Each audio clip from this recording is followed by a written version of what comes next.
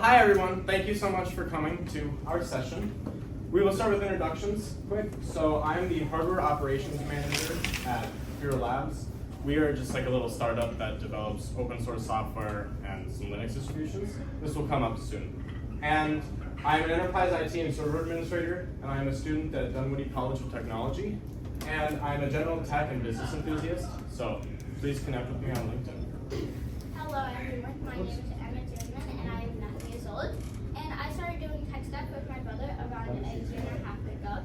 And I coded a website about the Titanic with my mom in one night. And I have coded over 112 startup projects, including a simplified snaking, a simplified looking multiplayer chat, and I am making an operating system that's fully built from scratch. And I have taught tech class to my class multiple times.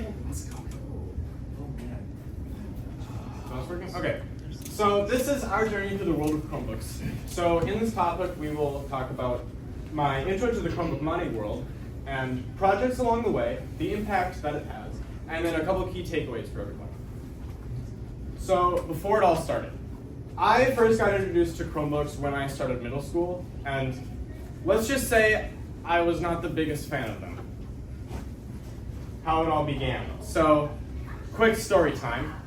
I first got into Chromebook modding about a year and a half ago when my friend Jonah right there, hi, he had an old desktop that I had given him from work, and it didn't have Wi-Fi. But obviously he wanted to use it on the internet, right? So I was like, oh wait, we can just take Wi-Fi and send it through a laptop to Ethernet, right? And then send that to the desktop. You know, let's just use our laptop for that. What laptop do you have? And he's like, well, I have a Chromebook.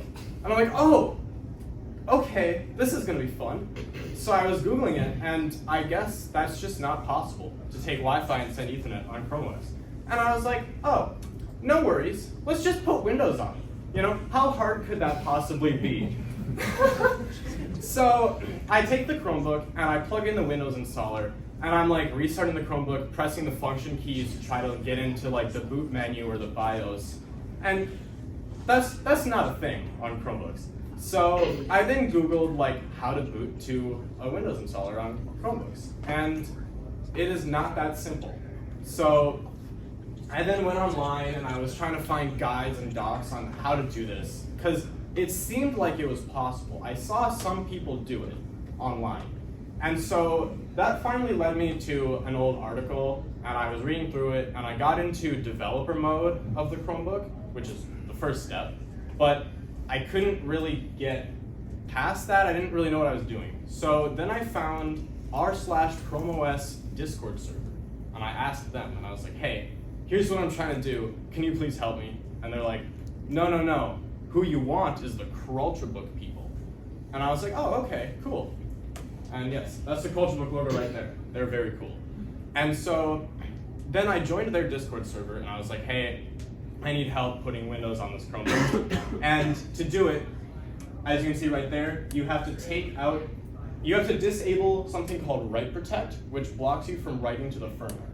And in this Chromebook right here, it was a screw. So I had to take that screw out and then put it all back together, and then I ran a script that would install full core boot onto the Chromebook and just wipe Chrome OS. So what that basically means is it turns it into a real computer with no operating system. And then I was finally able to install Windows, as you can see right here. And fun fact, I was actually never able to take Wi-Fi from this Chromebook and send out Ethernet. I still don't know why to this day. It may have been a driver issue or something. So then I handed my friend back the Chromebook, and I'm like, here's a really crappy Chromebook with Windows on it. I don't know what you're gonna use this for, but here you go, I guess. But while this ended up being completely useless, it did light a fire in me for Chromebook modding. And then you spread it to me. I did, yes. I've spread it to a lot of people, as you will see, but that fire is obviously still alive today. So here's what that all led to. So the Teen Tech Center. So I do some volunteer work for one of the Best Buy Teen Tech Centers, shout out Best Buy, in St. Paul. And they had a lot of old Chromebooks that no one used, right? And they needed new laptops soon, and they put it on their budget, and they were gonna spend a few $1,000s on new laptops, right? But this was like very soon after I got Windows on the Chromebook. I was like, hey, wait a second, you know what I can do? So then I took all of these Chromebooks home with me that night. My family was very confused as to why I did that. But I was excited. Yeah, you were excited, but everyone else was like, oh, do we really need more computers in this house? And the answer is yes, absolutely. You can never have too many computers, only too little space. And we successfully put Windows on them. Emmett, do you want to talk about how we did that? Yes, so we had an assembly line going where I would take the bottoms off of them, and then I would take the battery out, because for these ones you would take the battery out to disable Byte Protect. And then when I did that, I would then give them to Owen, and then he would install Windows on them, and then he would give them back to me, and I would put the battery back in, and I would put the bottom back on, and then we had one done. So that's what we did for all of these, and we have one over there. Yep. Yeah, we have one over there to demo after the talk. And as you can see, they all have Windows on them. They all work. They all have most of the Windows drivers fully installed and working. And they're still used today, from everything to classes and workshops to homework and just, anything you could use a real laptop for. And we saved the Tech Center over $2,500 in new laptops. So this leads to Eupnia. So at this point, this is a few months after we got Windows on the Chromebooks, and I had gotten some of my friends into this, and we were playing around with Windows and Linux on the Chromebooks, and that led to us finding this project. So this is an abandoned way to boot some Linux distros on stock firmware Chromebooks. So what that means is you don't have to open it up and take a battery out or throw away a screw and then run a script and hope it doesn't brick itself and then core boot it. You literally just go into developer mode, open a terminal, run one prompt that it prompts you to do, and then you just boot to the USB stick, and it works. But the problem with this is that you needed to build most of the images yourself, and you needed to build it per Chromebook board, because all Chromebooks are different, and they're super not normal, basically. Yeah, and so this led to a failed acquisition. So the startup that I mentioned earlier, we were looking to do some Chromebook work. And we were talking with the developers, because this was having a lot of development problems and just maintenance problems. It was too much for like a couple people to do. So we were like, hey, what if we just acquired you guys and we handle all of the infrastructure and the back end, and we could just streamline the process more. But that didn't really go anywhere, as it was a troubled project. But this was a huge stepping stone to making Chromebook images of Ultramarine Linux. And Ultramarine Linux is our in-house distro that our startup maintains and develops. And we were like, well, hey, we can just use something like this to make Chromebook images out of Ultramarine Linux, right? So that led to Fyra Labs, Submarine, and Chrultrabook. So we partnered with the Chrultrabook Project to enable Linux support on stock firmware. And we are creating Chromebook debug boards for public use, as you can see here, soldering and testing them. Do you want to talk about how we soldered those? Yes, so before I talk about them, would all of you guys like to pass some around? Yeah, we have a few to show off today. Yeah, so I would solder on these resistors with solder paste, and then I would put a heat gun on them and to make sure they stick. And then when I was done doing that, I would then put them in a box. And then when I finished all of them, then I would solder on these two USB-C ports. These ones aren't the ones that I soldered. These are a Model 2 that were pre-made, but the one in the image there is one of the ones that I did solder. And then and so when I was done doing all of that, then they were done. So my brother showed me how to solder a little bit. So that's how I put on these USB-C ports. And then I was able to put a USB-C port on, or solder a USB-C port for my brother Owen here. And so that's what we did. So funny thing about these, Google used to sell these as a cable called a Suzy Q or a Suzy Cable. I don't really know how to say it. But they stopped selling them. I don't know why. So the only way you can get these is through like a random dude on eBay. So, and they're really great for Chromebook, or you can also build them, I guess, if you're smart. But I haven't built one yet. But yeah, so basically we were like, well, how about like us as an entity and an organization partnered with the official Chromebook modding people? We just make these and sell them and actually like make this more available for just public use and Chromebook enthusiasts, right? So anyway, we also do some ARM Chromebook development and support. We actually have a very exclusive ARM Chromebook right over there running Ultramarine Linux. 2 of them actually. Oh yes, 2 of them. Those are very, very hard to find in the Some wild. of the first in the world to do these. That one in your right hand is the first in the world, yeah. And we also created Submarine. And Submarine is so cool, it deserves its own slide. So now we will talk about Submarine and Chromebook editions.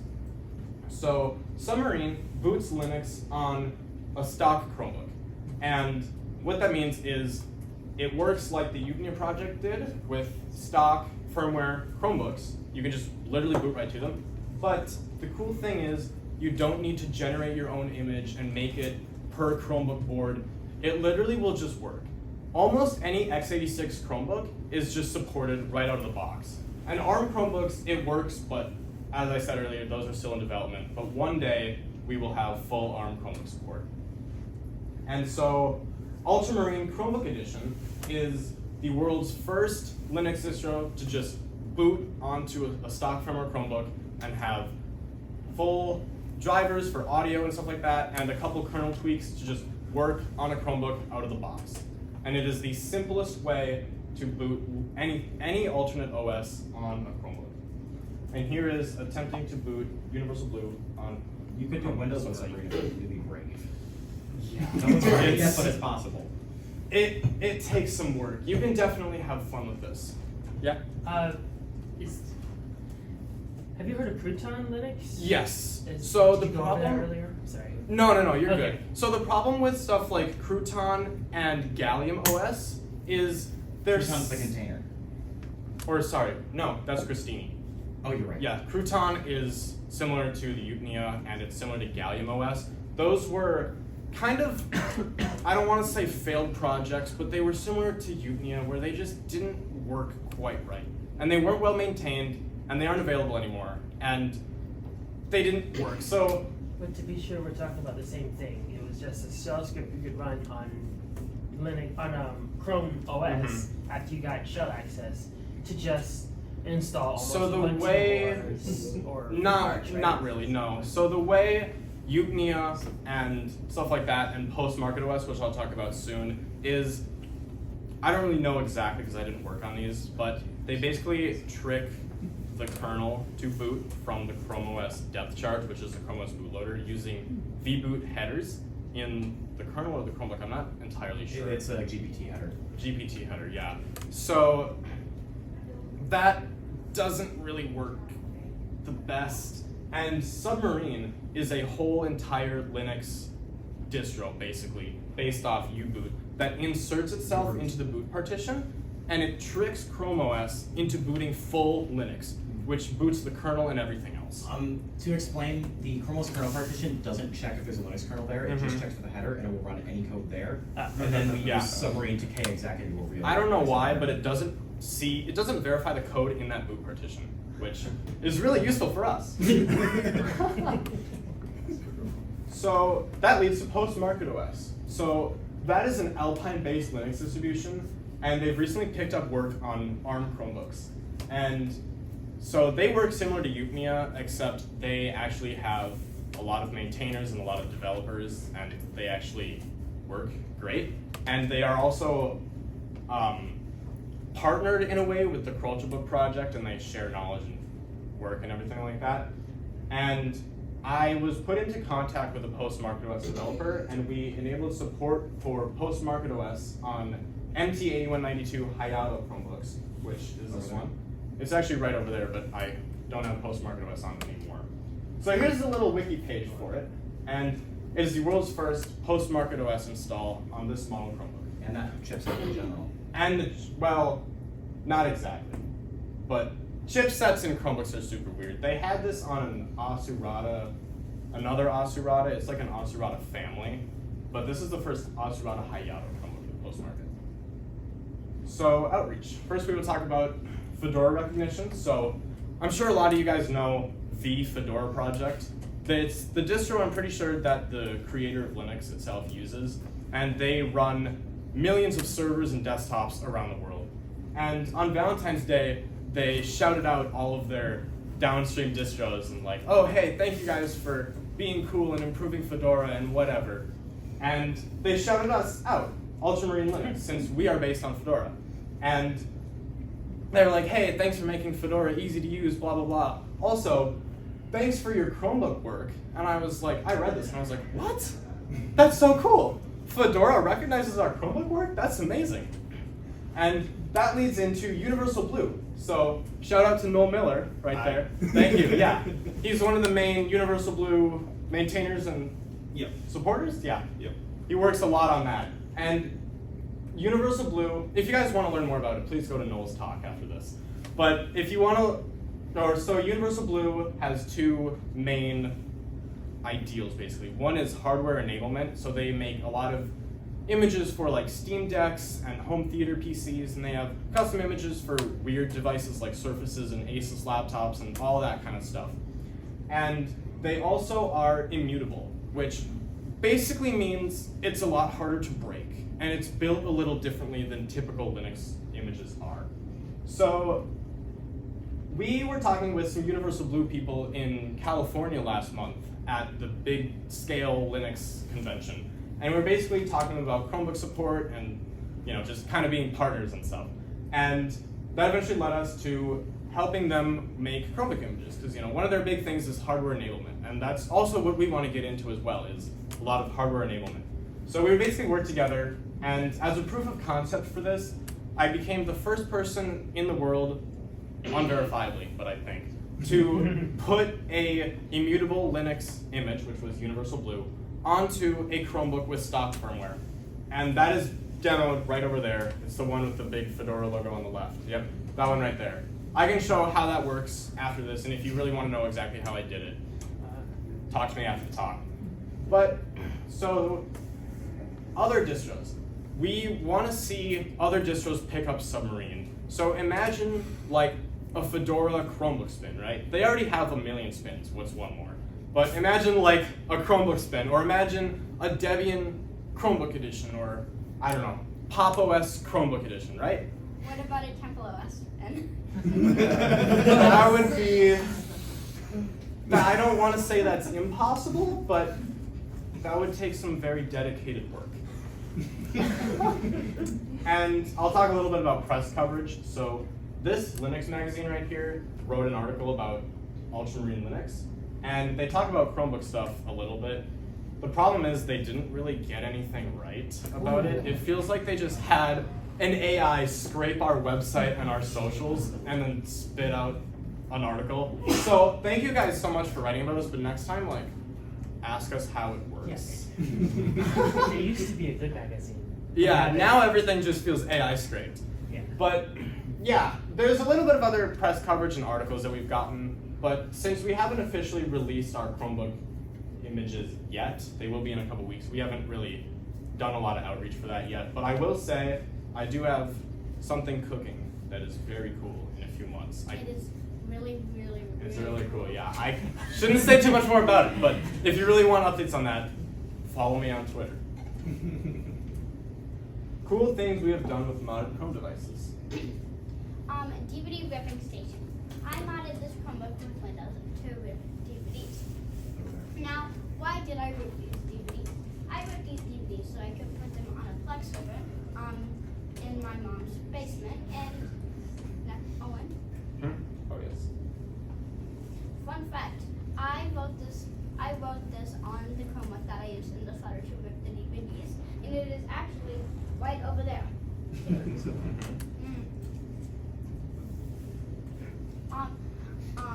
Chromebox Pi-hole. Ever wanted a Pi-hole but don't have a Raspberry Pi? Well, don't worry. like to talk about this a little bit. Yes, so surprisingly, if any of you know me, I don't have a Raspberry Pi for some reason. So, and I wanted a Pi-hole, right? And so I was like, well, I could just put this on my server with Docker, or I could get a Raspberry Pi. But that's how everyone else does it. I have these Chromeboxes sitting here that are just bookends for my books. So I then core booted this Chromebox right here, and then I put Ubuntu Mate on it, which is a very lightweight Linux distro, and I installed Docker, and then I installed the Pi-hole Docker image. And I haven't seen anyone online do exactly what I did here, probably because it's so jank and scuffed. But yeah, if you want to do this, I would highly recommend this. It looks very cool in your little network closet. But you first have to follow guides on core booting, and then installing Linux or Windows if you're brave. And then using Docker, and then using Pi-hole image for Docker. I would like to say something on the previous slide. Sure. Basically, you might ask, why didn't we just get a Raspberry Pi or put it on a server? And the reason is because what's the fun in that? Exactly. Why would I use something for what it's for when I can do this? So fun, weird Chromebook stuff. This is basically something that I couldn't make a full slide for each. So basically, this is the cursed partitioning of that Chromebook right over there. I know that there's unallocated space. You can be my guest to try to get rid of that. I wasn't able to. You can turn a new ARM Linux Chromebook into a router in a hotel lobby because the hotel lobby Wi-Fi blocks you from hacking on an XR headset. That was a very fun night. That was. You can also be me in an Apple store with a Chromebook, with a Windows sticker on it, running Linux, researching Temple OS. This just kind of happened because we were at the mall and we were doing Linux on Chromebooks, and I was like, hey, you know what would be a really funny picture? And then this right here is Crane Kitty. Oh, So, well, I can't be you. oh, that's true. Well, you can do everything else in this picture except be me, unless you guys know some really weird science that I don't. But this right here is Weird Tree Things Cat. He makes the Linux audio scripts for Chromebooks. So he basically makes audio work on Chromebooks. He's a big contributor in the Chrultrabook Project. He helped us make Submarine, and he's great. And this is one of his cats. And this is the Crane Chromebook tablet running Ultramarine Linux, and it's ARM. So it's very cool, very special. Yeah, there's another one right over there. So we always joke that, oh, his cat likes Crane, it's funny, blah, blah, blah. We're kind of weird, but I thought that was cool. So key takeaways. Chromebook modding can be for everybody. So fun fact, I don't actually code. And you guys might be like, well, wait, how did you do all of this? And I just found an interest in it, and I went as far as I could. And all of this is definitely a group effort, right? There's a lot of people who can code that make this stuff possible, but there's a lot of people who also can't code that make this stuff possible. So if I can't code, and if I just fell in love with this stuff and did it in a year and a half, imagine what a room full of a bunch of people could do if they just narrowed in on one topic and went as far as they could with it. So, also, non-standard hardware should be viewed as an opportunity instead of just disregarded. I see time and time again people throw away Chromebooks. They're like, oh, I don't want a Chromebook. Chromebooks are worthless. Chrome OS is trash. I mean, well, that part's kind of true. But, you know, I can't use this for anything. Or like a Mac. Like, oh, Macs, ew, Apple, ew. Throw it away. Or like, I don't know, an Android tablet. Like, well, you can run Linux and Windows on most all of these things if you really want to. There's use cases for all of this stuff. And it also helps with e-waste. Like, your Chromebook will not get updates forever, but if you put Linux on it, it will. How you can get involved. Don't let that old Chromebook sit in your basement and play around with it. No coding knowledge needed. Here we have the Chrultrabook docs, and then in the middle we have installing Windows to Chromebooks, guide/drivers, and at the very end near Owen we have Fyra Labs, Submarine, and Chromebook installer. And I would also like to say something. In case you don't have your phone right now on you, or you just want to save it in notes or something, all of these are very extraordinary names. So if you search it up, they'll probably be the first result. Like, how did they come up with this name right there? This name actually means Chromebook to Ultrabook, but Oh. yeah, I didn't find that out until very recently. But yeah, if you literally just Google any of these stuff, this will be the first result. Okay. That makes things easier. Yeah. So questions and discussion. So before that, I have two things. One is, well, here's a timeline of how everything happened, in case you were very confused on the timeline. And also, after this, questions and discussions and whatever, we have a lot of Chromebooks over there to demo. So I have some core booted Windows and Linux Chromebooks. I have some submarine Linux Chromebooks. We have a couple of cool ARM Chromebooks. And we tried to make a macOS Chromebook to demo today, but Hackintoshing is very hard. If the Hackintoshing's done, it's because the Chromebook died. Well, and also, yes, Chromebooks are very hard to use. They're very picky. So that didn't work, but that is possible. Okay, I will open the floor to questions and comments now.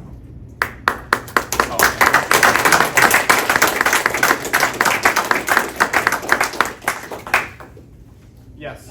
So is Google doing things actively to try to prevent people like you from doing this? Or, like, do you have to look at new Chromebooks and make sure they haven't changed certain things? To the second part, yes, but that's the beauty of it. So, Cool Star, if any of you know her from the iOS jailbreaking days or any of this stuff, she, I'm pretty sure, was the first person to get Windows on a Chromebook 11 or 12 years ago. And so Google itself, is all use Chrome OS, use Google Drive, but they also fund an open source backing called Chromium.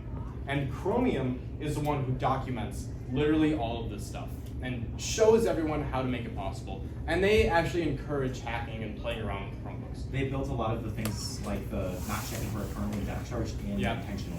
And yeah, they have a Suzy Q schematic just on their website. Yep. So that's how you just make one yourself. It's literally just look at their schematics. So if Google wanted to shut this stuff down, they totally could have, but they haven't yet, and I appreciate that about that. Yes. I had two questions. One Yes. was that the one that you showed, what was the purpose of that? Maybe I just missed Oh, it. yes. So that is a Suzy Q board that we are prototyping and making. It's not officially out yet, but it's a Chromebook debug board. So you basically plug one end into a Linux computer and then the other end into a Chromebook, and you can debug it and view all the information about it. And you can also unlock write protect on newer Chromebooks with that, and just a ton of stuff. If you break the firmware right in Corby, you can unbrick it. Yep. There's a couple embedded controller things you can do with it. Pretty much full Yeah, of it's really good for disaster recovery. Okay. I have never actually used one. I just haven't needed one, but they're very cool, very complicated. Second question, because before any distribution I tried, because I try a lot of old distributions, Mhm. Temple OS including, I quickly first go and check what is the minimum requirement Yes. for this. I think this is all 64-bit, I assume. Mhm, right? yes. But still, you may have some minimum So requirements. the very first Chromebooks, this doesn't work on because some of them have a limitation with the boot partition size, and that's where we actually put Submarine in. Submarine is 8.5 megabytes, and the boot partition on those really old Chromebooks are 8 megabytes. So that doesn't work, and there's not really a reason to support them as they're so old. And also 32-bit, right? Yeah, so the very, very first Chromebooks were 32-bit, and those just don't work. But in terms of RAM? In terms of RAM, yeah, so it will work on basically any Chromebook. Some Chromebooks have 2 gigs of RAM. I actually have one that I use for testing Submarine, and it works just fine. I mean, I'd recommend avoiding the GNOME edition. If you yeah, go there's to lighter weight Chromebook. distros and Yeah. desktop environments for this stuff. But I actually have, the first Chromebook that I ever put Windows on ran it not well, right? But it also didn't really run Chrome OS that well either. But it was 16 gigabytes of eMMC storage, which is basically just gluing an SD card on the motherboard. And it was bad. But I will say some Linux distributions that I've tried on Chromebooks do run better than Chrome OS. Are there any other questions or anything? Yeah. Trying to remember. I'll maybe talk to you after about Sure. unbricking a Chromebox. How? Oh, It was a C132. Well, never mind. Is it a USB-C port? Yes. Yeah, Okay. so you can use a Suzy Q to do that. Okay. I actually bricked a Chromebook or Chromebox trying to do that Pi-hole. And so fortunately I just had 2 of them. And it's possible to unbrick it with a Okay. Suzy Q. I didn't do it That's because sweet. I don't have time and I have too many Chromebooks anyway, so I'm like, well, I'll just keep using this one as a bookend. But yeah, that's totally possible. There's a bunch of docs and everything. The Chrultrabook docs have a whole page on how to unbrick Chromebooks. Okay. Yes. If I were to do this and decided I wanted to go back, can you restore? Oh, definitely. Yep. So the beauty of stock firmware is that it has Chromebook recovery, Chrome OS recovery built in. That's what the screen actually says when you go to the firmware on the Chromebook. It's like, Chrome OS is missing or damaged, please insert a recovery disk. And then you just do that and it just fully restores Chrome OS. And you can also use Chrome OS Flex on core booted Chromebooks if you don't want to restore the firmware, which you can also do. So you have a lot of options. Okay. Yes. Do either of you have a preferred OS and why? Do you want to say that one? Yeah, I prefer macOS because it's way easier to use than Linux to me, or like Linux branches and stuff. But so yeah, I do prefer macOS. Means we got some work to do. I use Linux, macOS, and Windows every day. I am an advocate for using what works for specific projects. So on my desk, I have a nice iMac, a nice Windows machine that's dual booted with Linux, and then I have a ton of like Windows laptops, like the Chromebooks, right? And in terms of Windows, Windows 10 Pro unbloated, or just Windows 10 Enterprise. In terms of macOS, I prefer macOS Mojave. That's my favorite, but I just like macOS. And in terms of Linux, I gotta be biased and say Ultramarine Linux because that is the one we use. But yeah, Fedora itself is just great. But I do use a lot of other distributions as well. So now the Google has come out with the Google Chrome Plus. Mm-hmm. So you plan to have like 2 different flavors, like one for So Chromebook Plus is that's a essentially the good same. question. So yeah, they're all just Chromebooks. The firmware and everything is the same at the end of the day. But Ultramarine Linux currently has 4 desktop flavors. And in a couple weeks when we release our new version, we will have XFCE. And so that one itself is very lightweight, whereas GNOME is heavier. So you can it's up to the user to pick a desktop and a distribution that they think would run the best on, their Chromebook Plus is purely branding, and anything that works on a normal Chromebook will Yeah. work on Chromebook Plus. Yeah, Same what I with- meant is that it is high powered one. So Mhm. you have a flavor. I mean, I didn't know that we already have 4 flavors. Mhm. So if you Yeah, want so something to take advantage of- Ultramarine Linux can run on really high-end computers, right, and just work great. But there's also flavors and ways to make it run on very low-power computers. Yeah. Yes. Once you've gotten Ultramarine to work on like one of the Chromebooks, have you messed with virtualizing like Windows programs on Linux? Would that be viable? I've done it, it works. Yeah, that would work because at the end of the day, once it's on the Chromebook, it's just stock Linux. And if it works in Linux on a normal computer, it is most likely to work on a Chromebook. I have not tried WSL on Windows on a Chromebook. I'm not sure if that would work because that enables BIOS virtualization. And so I don't know if that would work, but basically, yes. That's what the CPU supports. Hyper-V. Yes. How do you do key mapping when you put So- a Windows OS on there? Oh, for Windows. Yeah. There's stuff like AutoHotkey and whatever that can key map. I don't really use any of that stuff. Gotcha. There's also Cool Star that I mentioned earlier. She makes all the drivers for Windows on Chromebooks, and she just has a keyboard remap driver. So basically, you can hold left control and then the top keys on the Chromebook, and it will work as marked on the Chromebook. And there's also a way to do caps lock and everything. Okay. And for like the Windows key, then. Yep. as well. So that is the search key. Yes. Okay. Gotcha. I actually have been using Chromebooks so much that I'm just used to pressing the search key is super instead of, the Windows key on the bottom row. Yeah. Anyone else? So Yes. I during my last question, I guess I didn't realize. There's Chromium in Chrome. Is there a Chromium for Chrome OS too? Yes. Chromium OS. Yeah. Yeah, it's Chromium OS. I haven't used it. I don't know how it is. You have to build it from scratch, and it's the worst Yeah. thing to build. Yeah, you have to compile it. But it is a thing. Yes. I've never used it. I don't work with it at all. But But it is. because it's open source, you can kind of dig into it a little bit and makes I think kind so. of hacking the Chromebooks a little easier. I think so. Yeah, We'll but get a hint on when new ones are coming it's- because we watched it. yeah, it's still at the end of the day basically Chrome OS. So you don't get any of the fun features in Linux, or you don't get Windows from Windows or Mac OS. Yes. That tech center, is that still a thing? Yes, it is. There are 53 of them around the United States, and St. Paul. I'm sorry. yes, there's What tech- 10 in the Twin Cities. This one's Keystone's. Yeah, so I work through the Keystone Best Buy Teen Tech Center, and I help with their IT and business and stuff like that. Yeah, Best Buy Teen Tech Center. They closed the one in downtown St. Paul. The Yes, YMCA in they did downtown recently. folded generally, so that's Excuse why. me. Yeah. Say it again. The YMCA in downtown folded generally, so that's why it's closed. But yeah, Okay. there's one in Minneapolis, right above downtown. There's one There's tons right by of- Central High School. That's the one that I go to. Do you know how to open up new ones? Or That's a great question.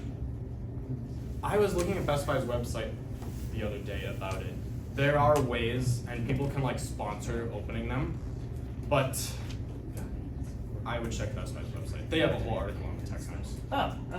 'Cause Yeah. I remember when they started. Oh yeah. Well, yeah. Good question. Well, yeah. So, thank you so much for coming to our talk.